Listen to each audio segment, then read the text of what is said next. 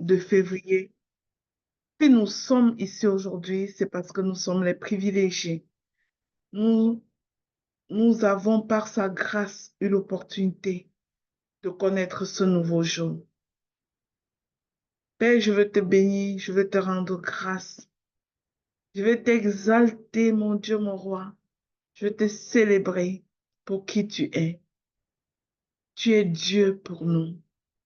Tu es notre Papa céleste, celui qui nous a tant aimés, jusqu'à ce qu'il a donné son Fils en sacrifice pour nous.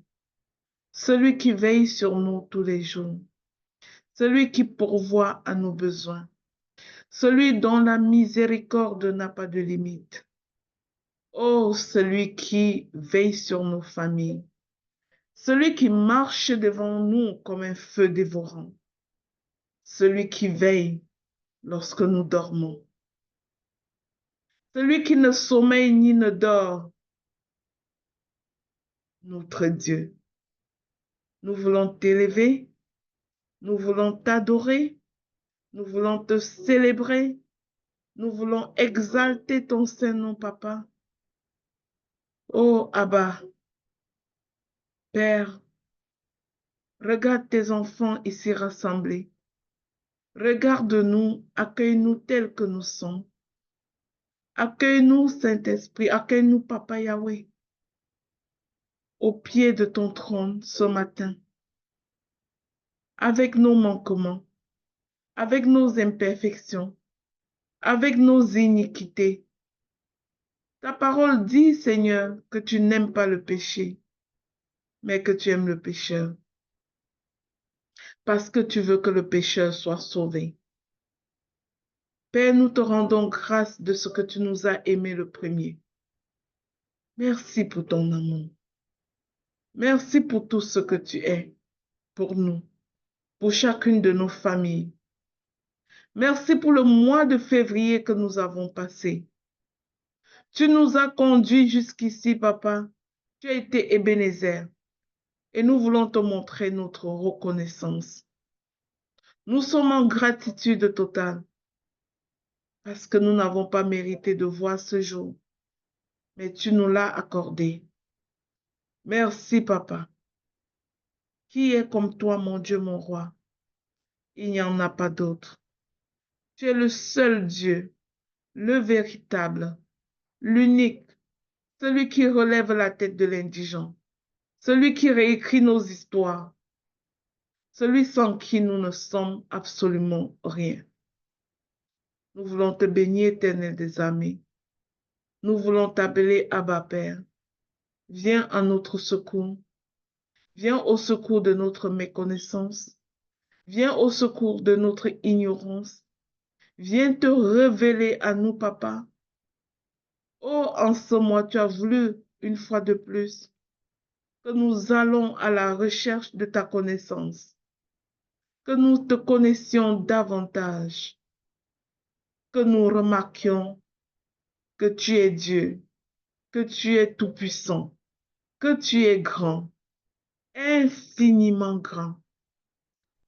Merci, Seigneur, de ce que tu apportes ceci à notre conscience. Donne-nous la conscience de toi. Donne-nous la conscience de ta grandeur. Aide-nous, Seigneur, à sortir de l'ignorance spirituelle pour davantage te connaître. C'est dans le puissant nom du Seigneur Jésus que j'ai prié. Amen. Alors, bien-aimés dans le Seigneur, bienvenue dans ce mois de mars. Est-ce qu'il y a quelqu'un ici qui est content et qui sait que c'est un privilège d'avoir vu ce nouveau jour, d'avoir vu ce nouveau mois de l'année? Eh bien, bien-aimé, si tu es content, fais-le savoir à l'Éternel. Acclame l'Éternel des armées. Acclame celui sans qui tu ne serais pas ici en ce moment. Acclame celui qui a gagné les combats dont tu n'avais même pas conscience. Acclame celui qui a déjoué les attaques dont tu n'avais même pas conscience. Acclame celui qui a fait taire l'ennemi dans ta vie. Acclame celui-là qui t'a aimé le premier. Acclamons notre roi. Acclamons le Seigneur Jésus qui a tout fait pour nous. Acclamons le nom qui est au-dessus de tous les noms. Le nom qui fait trembler les ténèbres. Le nom qui va ébranler les ténèbres pendant ces 7 jours. Le nom qui va chasser l'ennemi de ta vie. Hein, bien-aimé, est-ce que tu es conscient de la puissance dans le nom de Jésus? Est-ce que tu es conscient de ce Dieu en qui tu as cru? Est-ce que tu es conscient qu'en Jésus, rien n'est impossible? Est-ce que tu es conscient? Alors, chers frères et sœurs, ce mois de mars, le Seigneur veut que nous ayons la connaissance, une plus grande connaissance de lui. Il veut que nous ayons une connaissance, pas seulement de lui, mais de sa gloire. Connaître la gloire de Dieu, c'est voir cette gloire dans la création. Connaître la gloire de Dieu, c'est être en mesure de voir cette gloire telle que décrite dans sa parole, en filigrane dans chacune de nos vies. Des fois, nous sommes durs et nous ne voyons pas la main de Dieu nécessairement. Mais bien aimé, si tu savais les combats que Dieu a arrêtés avant que ça ne te touche.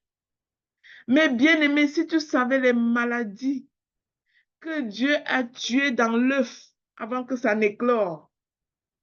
Bien aimé, si tu savais, oh là là, si tu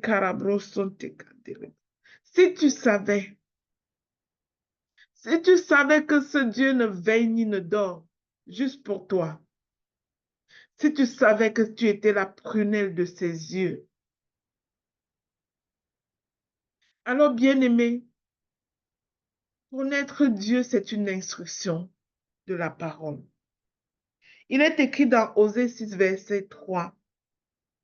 Oui, cherchons à connaître l'Éternel. Cherchons à le connaître. Sa venue est certaine que celle de l'aurore. Dieu dont tu ignores l'existence, sa venue est aussi certaine que celle de l'aurore. Bien-aimé, tu sais, l'aurore, c'est ce moment très tôt le matin. C'est-à-dire aussi vrai que le jour va se lever. La venue de Dieu est certaine.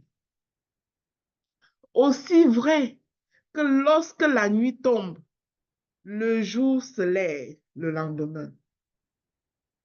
La venue de notre Seigneur est certaine. Et la parole nous interpelle. Oui, nous devons chercher à le connaître. Et aujourd'hui, le thème de ce jour, c'est lis sa parole pour le connaître. Mais avant d'embarquer dans ce thème, j'aimerais juste poser une fondation au niveau du jeûne. Bien-aimé, je ne sais pas si tu savais que le jeûne est un niveau élevé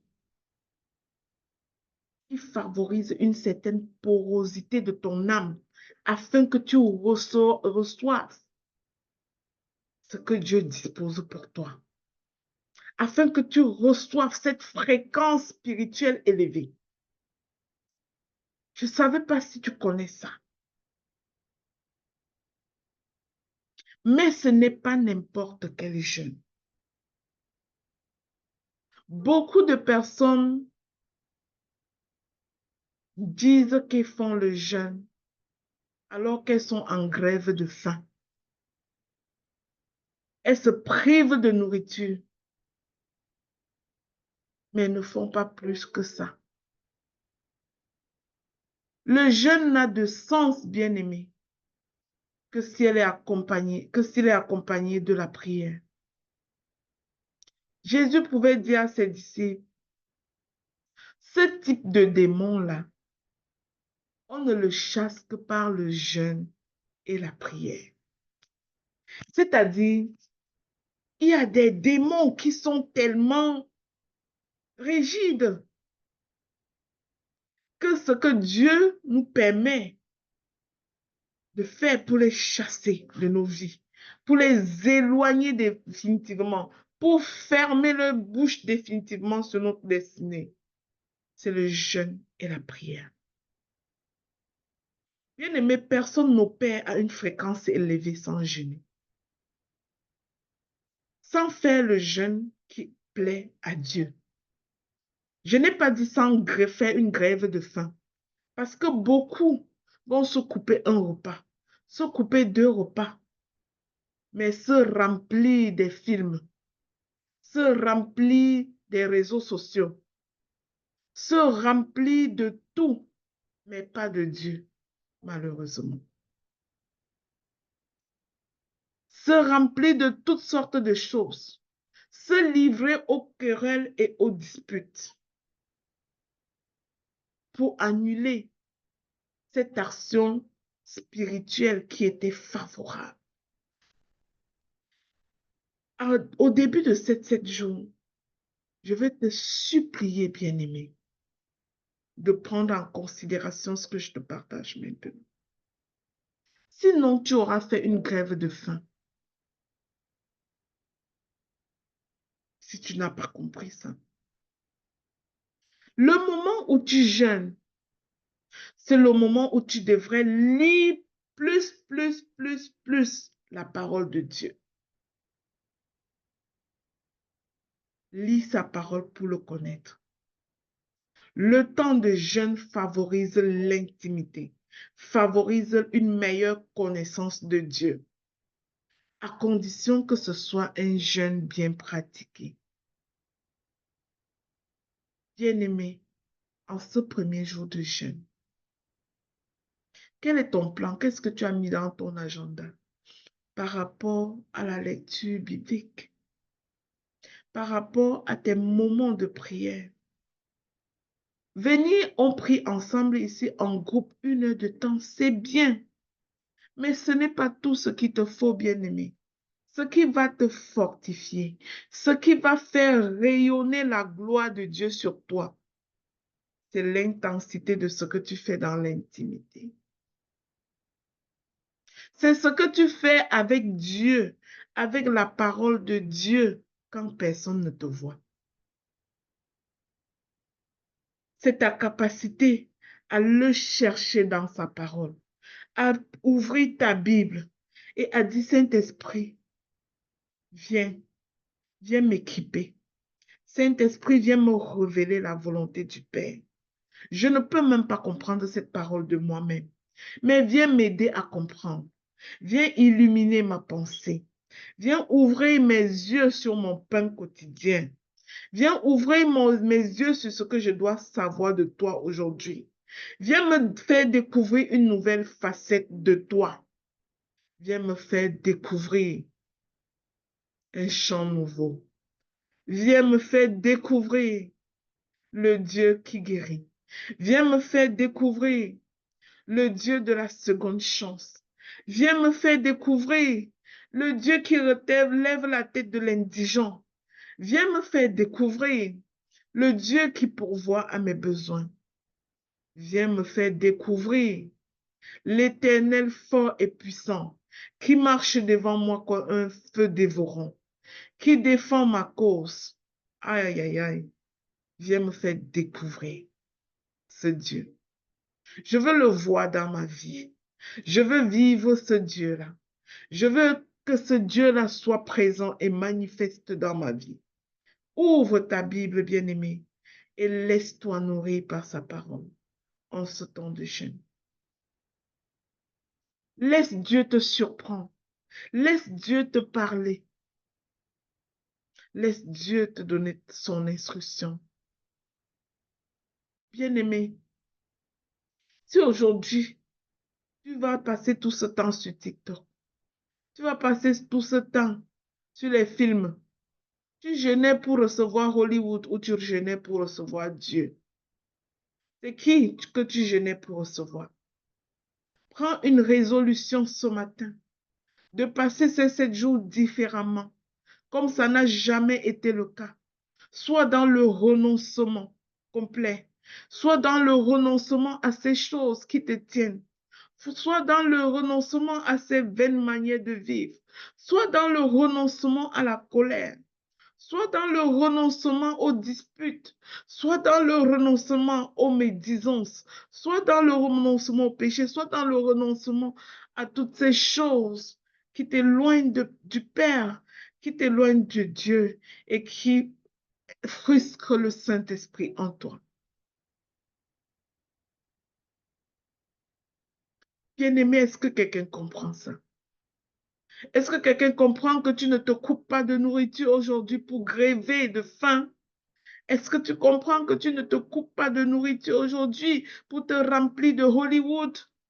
Est-ce que tu comprends que tu ne te coupes pas de nourriture aujourd'hui pour, c'est-à-dire pour tuer le temps dans la dispute, dans les médisances avec la voisine, que la journée passe vite et que tu ne ressentes pas la famine? Est-ce que tu comprends ça? Est-ce que tu comprends que la nourriture que tu coupes aujourd'hui, c'est dû pour sortir de ta maison, il faut que tu la donnes à quelqu'un? Ou est-ce que tu vas rassembler tes 3 repas et te bouffer le soir et te remplir le soir de tous ces 3 repas, de ton déjeuner, de ton dîner, de ton souper? Bien-aimé, soyons matures. Vous savez, Papa Guiroger et moi, nous avons notre fils, notre 4e garçon. Et souvent, le dimanche chez nous, le matin, tout le monde jeûne. On implique les enfants au jeûne matinal de dimanche parce que on va à l'église, pas nécessairement après avoir déjeuné, on va comme ça et on revient un peu tard dans la journée, ce n'est que là qu'ils vont manger. Et notre garçon, là, quand il était un peu plus jeune, quand on le faisait ainsi, quand il revient et que nous mettons le repas de midi, ah non, non, non, maman. Je commence par mon déjeuner. Je mange mon déjeuner et je mange mon repas de midi et je mange tout. C'est-à-dire, il devait faire le rattrapage de tous ses repas. Pas question, maman, il n'a pas mangé le déjeuner. Donc, même s'il est 16 heures, il va manger son déjeuner, plus son repas, plus, vous voyez, c'est pas ça que nous devons faire pendant notre jeûne. Nous ne devons pas couper ces repas-là pour pouvoir nous remplir complètement le soir, comme mon fils pensait avant. Un repas coupé, non, ça veut dire que le prochain repas, on rattrape d'abord le tout. On récupère tout ce qu'on a laissé en arrière. C'était ça sa pensée d'enfant. Plus grand aujourd'hui, il n'est plus comme ça, mais avant, il était comme ça et il ne comprenait juste pas. Comment je peux lui dire que en ce moment, tu vas manger ton repas de midi sans faire le rattrapage de son petit déjeuner pour lui dont je l'ai privé. Tu comprends? Voilà, ne soyons pas comme ça aujourd'hui. Alors que tu vas te priver ton petit déjeuner de ce matin. Aïe, aïe, aïe, prends ce petit déjeuner. Prends le petit déjeuner qui a toutes les saveurs. Prends le petit déjeuner qui a tous les goûts. Des fois, tu lis la parole de Dieu et le goût de la lecture de la parole te saisit. Et tu veux juste plus sortir de ta Bible. Je déclare que c'est une vérité pour toi. Alors que tu vas couper ton repas de midi aujourd'hui, remplis-toi de la parole. Lis sa parole pour le découvrir. Dieu est dans sa parole. Ta connaissance de Dieu équivaut au niveau de ta connaissance de ta parole.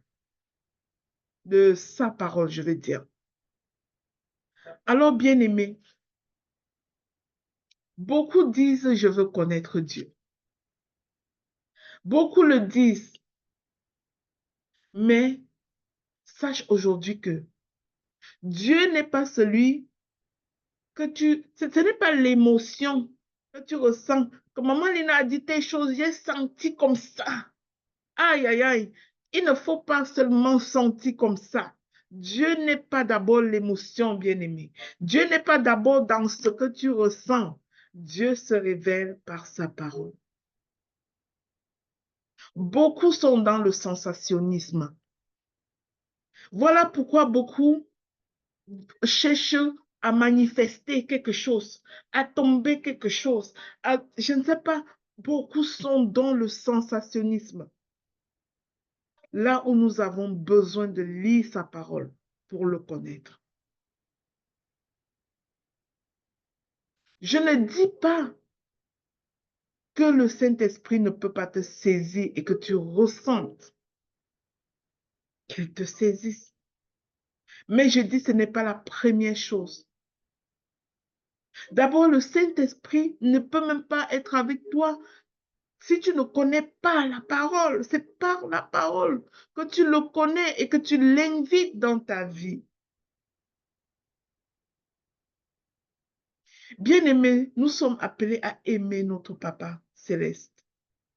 Mais peut-on profondément aimer quelqu'un qu'on ne connaît pas?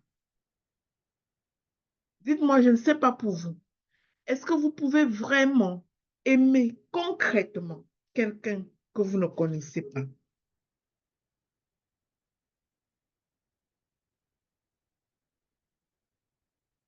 Il me vient à l'esprit de, je ne sais pas pourquoi je vais prendre cet exemple, mais des fois, dans les lieux de deuil,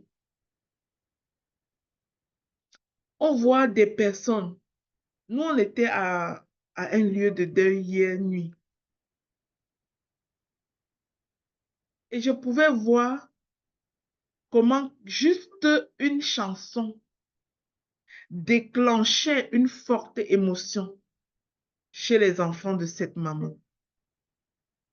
Je pouvais voir comment juste ouvrir la bouche pour parler de cette maman déclenchait une émotion terrible chez ses enfants et ses petits-enfants. Par contre, nous autres qui étions là, qui n'avons jamais connu cette maman, ça ne déclenchait rien en nous, en fait, du moins en moi. Ou bien, du moins pas autant intense que chez les enfants de cette maman. Qu'est-ce qui fait la différence? C'est l'amour qu'ils avaient pour leur mère. Mais et qu'est-ce qui fait que nous autres, on n'était pas aussi sensibles, eux? C'est le fait que ne connaissant pas leur mère, nous ne pouvions pas autant l'aimer de eux. Alors, le Dieu, ton papa, que tu as appelé à aimer, parce qu'il t'a aimé le premier, comment feras-tu pour l'aimer profondément si tu ne le connais pas? Et on ne peut le connaître en dehors de sa parole véritablement. C'est par sa parole qu'il se révèle à nous. Je vous ai déjà dit une fois mon témoignage de foi. Je vous ai même déjà partagé dans ce mystère le livre que j'ai écrit sur mon témoignage de foi en audio. Et je vous expliquais que autrefois dans ma vie, je ne connaissais pas la parole de Dieu. Mais j'étais prétentieuse. Quand je dis j'étais prétentieuse, je mesure mes mots. Être prétentieuse pour moi, c'est prétendre que tu connais, mais tu ne connais pas. Du fait que je prétendais connaître, je croyais connaître Dieu dont je ne lisais pas la parole. J'étais un mauvais juge pour les autres, en fait, malheureusement. Quand je voyais, par exemple, quelqu'un qui me parlait beaucoup de Jésus, Jésus, Jésus, je dis, mon Dieu, celui-là croit qu'il connaît Dieu plus que qui. Quand je voyais quelqu'un qui disait, oh, je suis né de nouveau, qui parlait de la nouvelle naissance, je dis que voilà un autre fou qui arrive. Ouais, un autre qu'on a lavé son cerveau. Ça, c'était moi. Mais je n'étais pas mal intentionnée. Je croyais sincèrement que je connaissais Dieu. Mais que c'est ceux-là qui étaient dans l'erreur. Je croyais que c'est ceux-là qui étaient déraisonnables. Je croyais qu'on a, c'est-à-dire que, gars, on vous a lavé le cerveau, sortez de ça.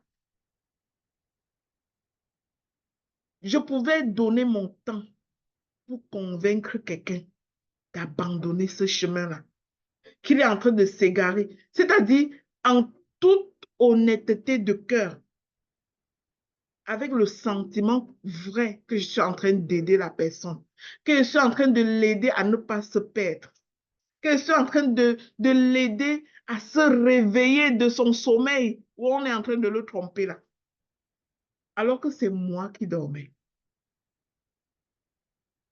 C'est moi qui ne connaissais pas Dieu. Comment est-ce que je ne connaissais pas Dieu? J'entendais parler de Dieu, comme Job dit dans sa parole, dans son livre là. J'entendais parler de Dieu, mais je ne le connaissais pas. Pourquoi? Parce que je ne lisais pas sa parole. Je ne lisais pas sa parole comme il faut. Je ne m'affairais pas à la lecture de la parole de Dieu. Je n'avais pas établi cette discipline dans ma vie. Et je me tenais sur mon ignorance pour juger les autres, pour voler au secours des autres. Un aveugle qui veut conduire les autres. Je devais amener juste les autres dans le trou. Avec une très bonne intention, hein. Jamais méchamment. Parce que franchement, dans mon cœur, j'ai envie d'aider la personne à ne pas se perdre. Des fois, bien aimé, le diable nous utilise et nous ne nous en rendons même pas compte. Parce que ce service-là que je faisais, ce n'était pas de Dieu. Aujourd'hui, je comprends que ce n'est pas de Dieu. Ce n'est pas de Dieu de décourager quelqu'un de ne pas connaître la nouvelle naissance. Tu n'es pas un agent de Dieu quand tu fais ça. Mais je pouvais le faire sans même m'en rendre compte, croyant bien faire. Pourquoi? Parce que je ne faisais pas mes devoirs. Je ne lisais pas la parole de Dieu. Et je me tenais sur mon ignorance pour vouloir aider les gens. Donc, et j'étais donc comme quoi? Comme par exemple, je ressemblais à quelqu'un qui n'a jamais été à l'école de la médecine, quelqu'un qui n'a jamais étudié en dentisterie, docteur Dorian. Je ressemblais à quelqu'un qui n'a jamais étudié comme chirurgien dentaire comme toi, mais qui est en train de dire, venez, je vais vous arracher les dents. C'est les nous comme ça. Comment je ne vais pas tuer ces gens?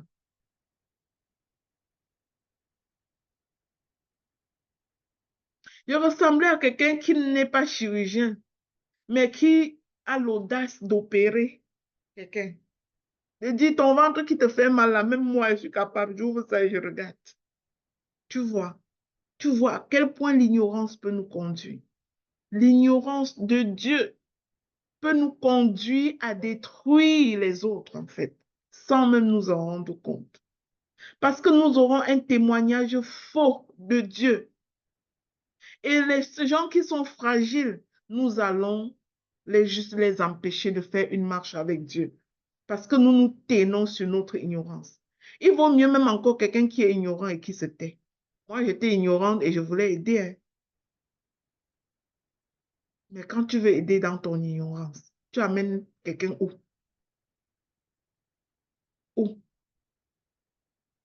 Lis sa parole pour le connaître. Lis sa parole pour le connaître. Un jour, toujours dans mon témoignage de foi, le jour de ma propre nouvelle naissance fut dans une saison où j'ai commencé à lire la parole de Dieu. Dieu a favorisé que je croise un certain nombre de personnes dans ma vie, que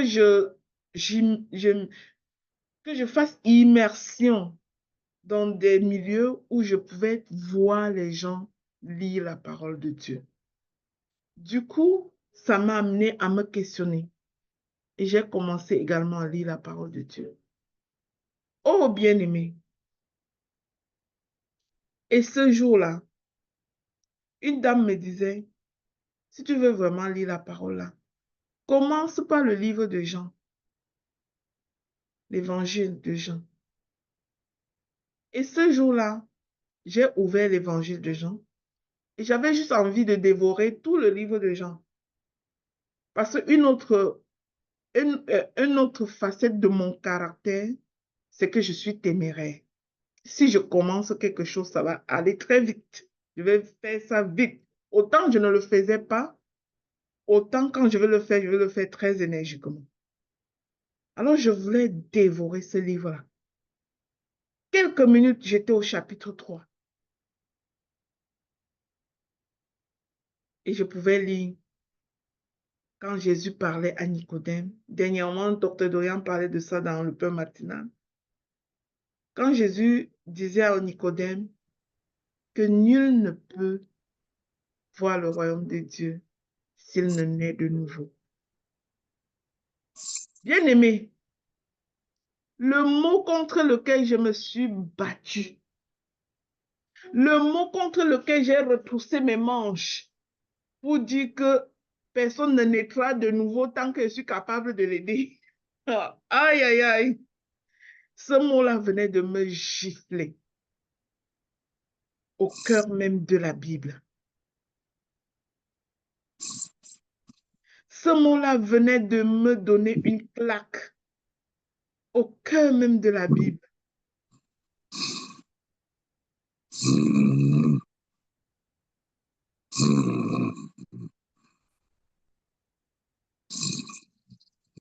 Et je pouvais, ce jour-là,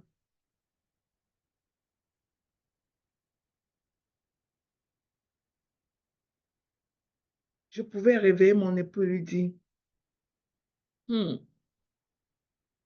tu te souviens que je n'aime pas entendre les gens dire qu'ils sont nés de nouveau, hein? Je crois qu'ils se trompent, hein? Il dit oui. Je lui dis, ce matin, cette nuit même là, je vais naître de nouveau là. Il dit, qu'est-ce qui te prend?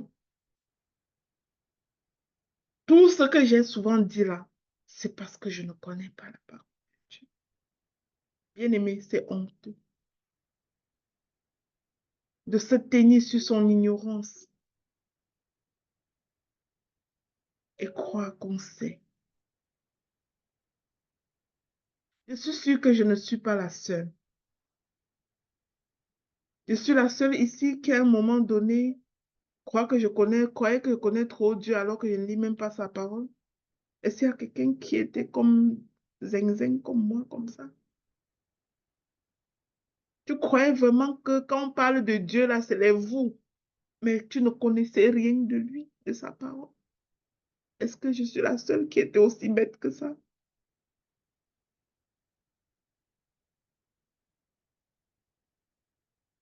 Vraiment, mon exhortation pour toi ce matin, c'est de te donner cette envie de revenir à la découverte de Dieu au travers de sa parole.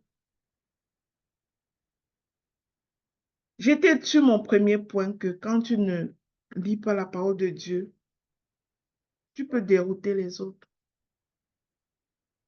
Tu deviens un mauvais conseil. Mon deuxième point, c'est que quand tu ne lis pas la parole de Dieu, ta prière est vide. Ta prière n'est qu'un ensemble de mots inutiles. Parce que la Bible dit, Dieu se tient sur sa parole pour l'accomplir. Dieu se tient sur sa parole pour l'accomplir. Bien-aimé, il est écrit, par exemple, dans Il est écrit dans Luc 1,37 que car rien n'est impossible à Dieu. Des fois, dans nos vies, nous traversons des situations que nous croyons impossibles, où nous croyons que tout est foutu. Et nous tombons dans la victimisation, nous tombons dans les pleurs, nous ne sommes pas fortifiés parce que nous n'avons pas reçu cette parole qui dit « Rien n'est impossible à Dieu ». Si tu le savais, cette parole-là, que tu parleras à cette situation. Tu dirais à cette situation-là qu'il est écrit. Qu'il est écrit que rien n'est impossible à ton Dieu. Situation, tu vas aller te faire voir ailleurs. Parce qu'il est écrit que rien n'est impossible à mon Dieu. Mon Dieu inverse cette situation en ma faveur. Tout ce qui se levait contre moi se transforme en bénédiction au nom de Jésus. Parce que sa parole le déclare, rien n'est impossible à Dieu.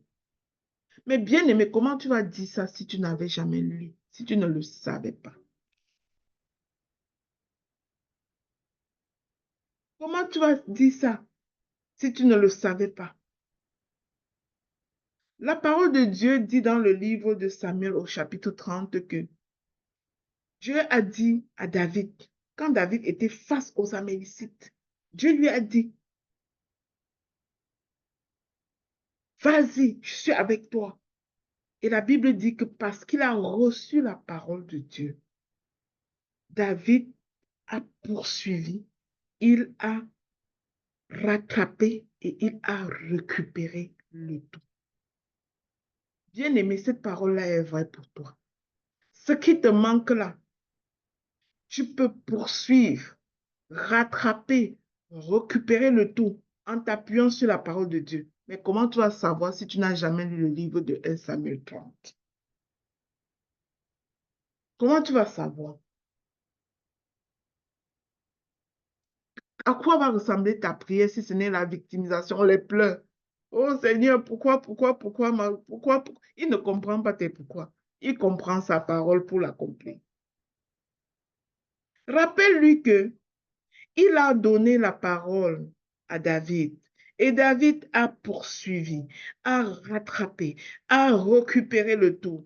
Et que s'il a fait pour David, il le fait pour toi maintenant. S'il est le même Dieu qui a ouvert la mer Rouge, il ouvre la mer Rouge pour toi. Il a plani tes sentiers. Il a plani la montagne pour toi. Mais si tu n'as jamais lu le livre d'Exode, comment tu vas savoir qu'il avait ouvert la mer Rouge? Comment tu peux réclamer cette bénédiction? Comment tu peux t'adresser au Dieu qui ouvre un nouveau chemin au cœur de l'adversité? Comment feras-tu pour rappeler à sa mémoire sa parole si tu ne la lis pas?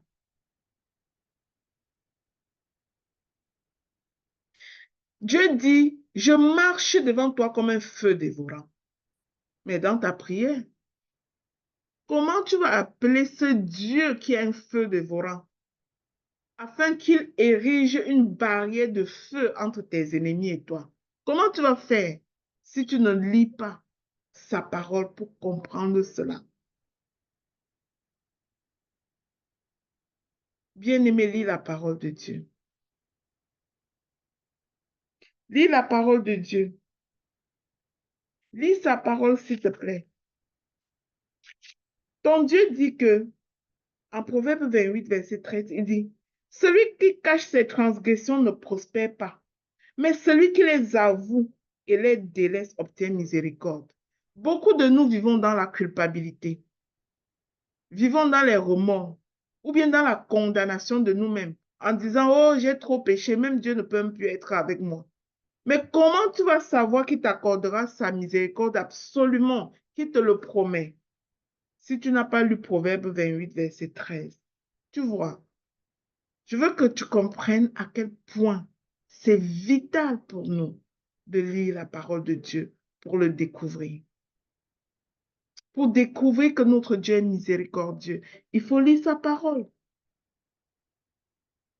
Il dit dans Ésaïe, il y a des personnes qui ne prennent pas conscience qu'il est important c'est-à-dire de se repentir et de se convertir parce qu'ils ne savent même pas qu'il y a une promesse attachée à cela. Dans Ésaïe 1, verset 16 à 18, Dieu dit, lavez-vous, purifiez-vous, mettez un terme à la méchanceté, cessez de faire le mal, apprenez à faire le bien, recherchez la justice, protégez l'opprimé, faites droit à l'orphelin, défendez la veuve et venez et plaidons. Quand tu auras fait tout ça, viens maintenant et plaidons, dit l'Éternel. Si vos péchés sont comme le cramoisi, ils deviendront blancs comme neige. C'est-à-dire, si tes péchés étaient sur toi, même comme la rouille, donc c'est-à-dire tu es déjà rouillé par le péché. Dieu te promet que il va rendre ta vie blanc comme neige. Blanc comme neige. Si tu te laves, si tu te purifies, si tu mets un terme à la méchanceté, si tu cesses de faire le mal aux autres, si tu recherches le bien, tu recherches la justice, tu protèges l'opprimé, tu fais droit à l'orphelin et à la veuve, il te promet que ton péché qui était comme cramoisi devienne, c'est-à-dire tout deviendra blanc comme neige. Tes péchés qui étaient rouges comme la pourpre, tout deviendra blanc comme neige, il te le promet. Maintenant, bien-aimé, alors que tu es en train de te culpabiliser, de pourrir dans la culpabilité, hein, ou bien de continuer, de persévérer dans le mal, parce que tu te dis de toutes les façons, j'ai même déjà trop péché, j'ai même déjà connu trop d'adultère, j'ai même déjà été trop je ne sais pas, fornication. Il faut juste continuer parce que je suis déjà dedans. Est-ce que tu savais que ton Dieu peut inverser ta situation, qui peut nettoyer et te rendre blanc comme neige? Est-ce que tu savais ça? Si tu ne lis pas Ésaïe 1, verset 16 à 18, comment tu vas savoir? Tu vas te tenir sur quoi pour faire ces changements dans ta vie? Tu vas te tenir sur quoi pour renouveler ton intelligence? Oh Dieu, aie pitié de notre ignorance. En Osée 4, il dit, mon peuple meurt faute de connaissance. Il ne parle pas de la connaissance des films. Il ne parle pas de la connaissance de ce qu'on dit à la radio, bien-aimé. Il ne parle pas de la connaissance des stratégies humaines. Il ne parle pas de toutes ces connaissances. Il parle de la connaissance de Dieu. Parce que si tu connaissais Dieu au travers de sa parole, my goodness, tu ne peux même pas imaginer à quel point ta vie changera. Je termine cette exhortation par le fameux verset du livre de Josué, Josué 1, verset 8, où il dit que ce livre de la loi, que ce livre de la loi ne quitte jamais ta bouche. Médite-le jour et nuit. Vis conformément à ce qui est écrit. Pas à ce que tu as écouté à Facebook. Pas que tu vives conformément à ce que tu as écouté dans le film. Pas que tu vives conformément à ce que tu as entendu chez la voisine.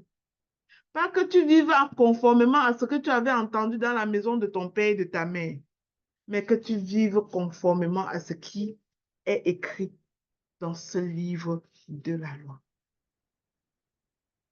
Et par voie de conséquence, lorsque tu le feras, tu réussiras dans toutes tes entreprises.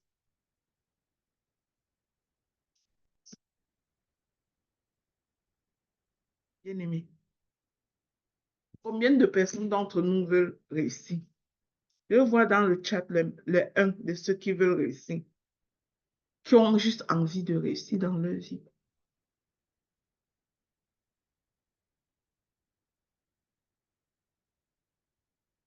Frères et sœurs, vous pouvez réaliser que nous voulons tous réussir.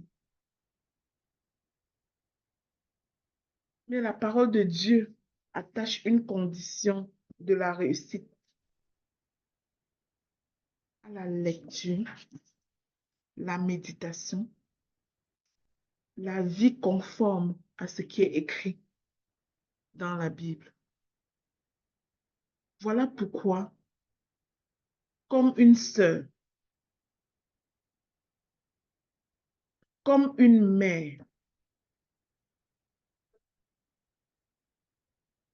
comme une connaissance que tu as, dans toutes ces catégories-là, je me tiens comme une enfant de Dieu, comme une servante de l'Éternel. Je me tiens ici pour te supplier, quasiment à genoux, de faire de la lecture de la parole de Dieu une priorité numéro un dans ta vie.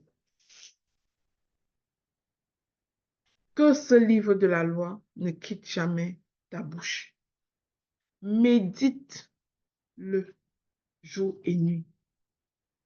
Vis conformément à ce qui y est écrit.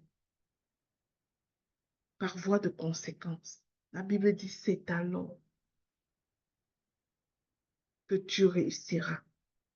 C'est alors que tu prospéreras. Waouh, bien-aimé, toi qui cherches la prospérité, toi qui cherches la réussite, qu'est-ce que tu fais de cette recette? Qu'est-ce que tu fais de cette stratégie? Ou tu es dans les stratégies humaines?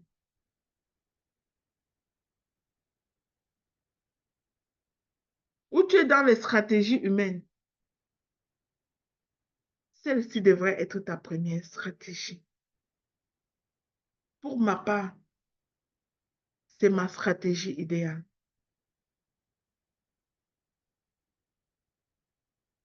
Et je te garantis que je n'ai pas toujours été comme ça. C'est pour ça que je vous ai fait mon témoignage de l'ignorante. Mon témoignage de celle qui croyait savoir. Mon témoignage de celle qui croyait connaître Dieu. Mon témoignage de l'insensé que j'étais. Pour te dire, bien-aimé, si aujourd'hui je te dis que ma stratégie numéro un,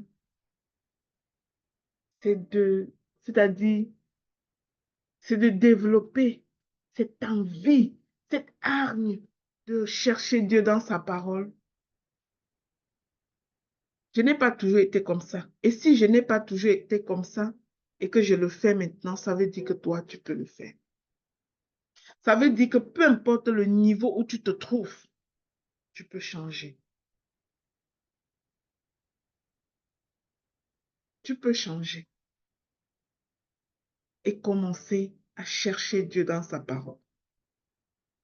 Lis sa parole pour le connaître et que Dieu te bénisse abondamment. Amen.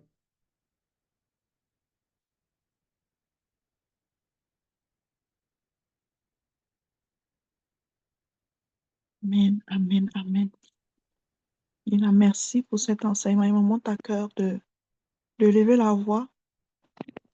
L'esprit est pour reconnaître la grandeur de Dieu dans nos vies, de le chercher dans toutes nos circonstances et reconnaître que c'est lui qui est le maître, c'est lui qui nous a créés, c'est lui le Seigneur de notre Seigneur et qui nous donne la force de toujours le rechercher à chaque instant de nos vies.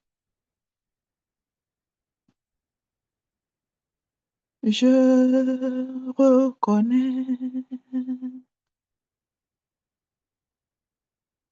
que tu peux tout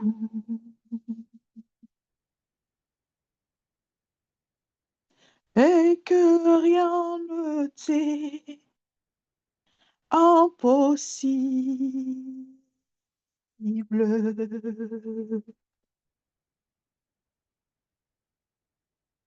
Je reconnais que tu peux tout et que rien ne t'est impossible.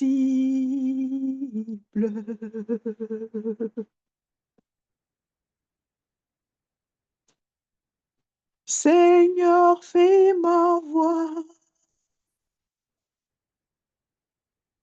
ta gloire.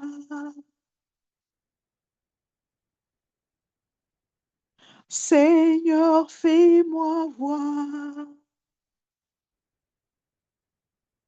ta gloire.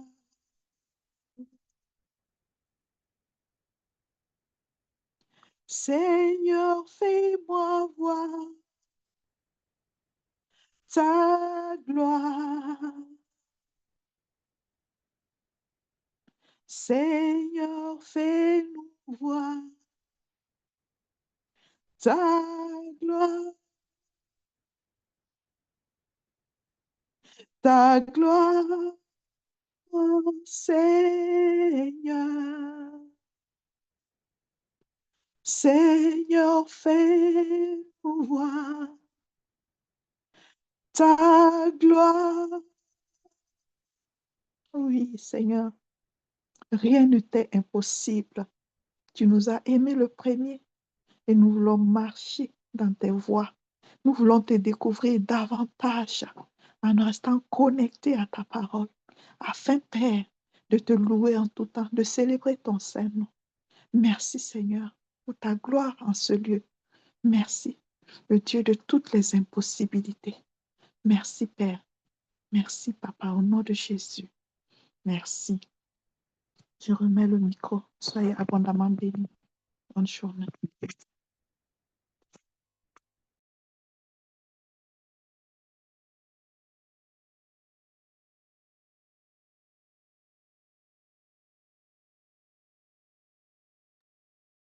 Amen. Sois bénie, Maman Epiphanie. Je vais laisser la parole à Docteur Dorian pour laisser les nouvelles du ministère. Et je vais m'adresser à ceux qui sont de ce ministère et qui sont en France, que nous serons à Paris cette semaine. Au cas où vous aimeriez qu'on se voit, sachez que nous serons à Paris cette semaine. Vous pouvez nous contacter. Donc, Docteur Dorian, tu peux passer un message, s'il te plaît.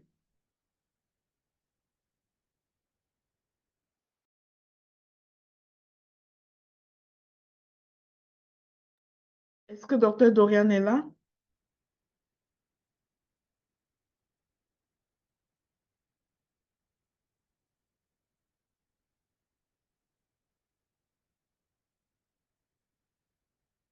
Ok, Docteur Dorian n'est pas là. Eh bien, bien-aimé dans le Seigneur, ça c'était dans notre premier jour de ces 7 jours. Demain, nous allons nous retrouver ici pour la deuxième session de cette période. Je vais vous encourager à garder en tête ce que je vous ai partagé par rapport au jeûne, à la pratique du jeûne. Quelque chose que je peux encore vous dire là-dessus, c'est que j'aimerais que quelqu'un prenne conscience que quand tu es en état de jeûne, ton âme est poreuse, prête à recevoir. Tu sais, quand on parle d'une terre poreuse, c'est une terre qui est molle. En tout cas, c'est une terre qui est prête à recevoir l'eau, qui peut absorber ce qui est déversé, en fait. Donc, quand tu jeûnes, ton âme est poreuse et prête à recevoir. Mais j'aimerais te décevoir en te disant que elle n'est pas prête à recevoir seulement de Dieu. Elle est prête à recevoir tout ce qu'il y a de spirituel. Maintenant, ça va recevoir ce que tu favorises. Si tu es dans la parole de Dieu, dans l'adoration, dans la louange, dans l'intimité avec Dieu pendant ton jeûne, c'est sûr que c'est de Dieu que tu vas recevoir. Si tu es dans les disputes, les colères, les médisances, toute autre chose qui n'est pas fruit du Saint-Esprit, tu vas ouvrir des portes. Et je te garantis en situation de jeûne, l'ennemi ne fera même pas l'effort pour entrer dans cette porte parce que ton âme est très, très disposée. Tes antennes sont très, très sensibles. Donc, c'est tellement important ce que nous faisons pendant que nous jeûnons. D'accord? Moi, je sens ça tellement important. Je crois que c'est une personne a besoin de comprendre ça. C'est tellement important qu'on le sache, qu'on ne fait pas n'importe quoi pendant notre temps de jeûne. Bien aimé, si les réseaux sociaux, toutes ces choses, tout ce qui te distrait beaucoup là, sème ça intentionnellement. Si tu sais par exemple que tu es porté à aller te distraire, aller voir toutes sortes de choses, c'est-à-dire pendant le jeûne, juste tes yeux, juste le fait que tes yeux voient un certain type d'image qu'il ne faut pas. Ça ouvre des portes parce que ton âme est très disposée pendant ce moment. Donc, pendant que ton âme est très disposée, choisis intentionnellement ce à quoi tu veux exposer tes portes ouvertes.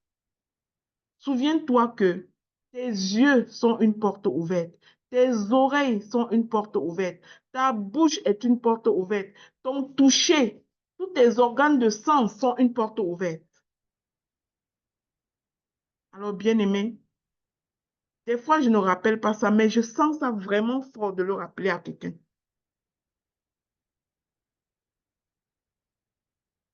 Sache qu'en période de jeûne, n'importe qui de nous en période de jeûne doit recevoir de Dieu, peut recevoir de Dieu, dépendamment de ce que tu vas prioriser, de ce à quoi tu vas exposer tes organes de sens. Alors, parce que tu l'as compris ce matin, même si tu ne le savais pas, dispose-toi.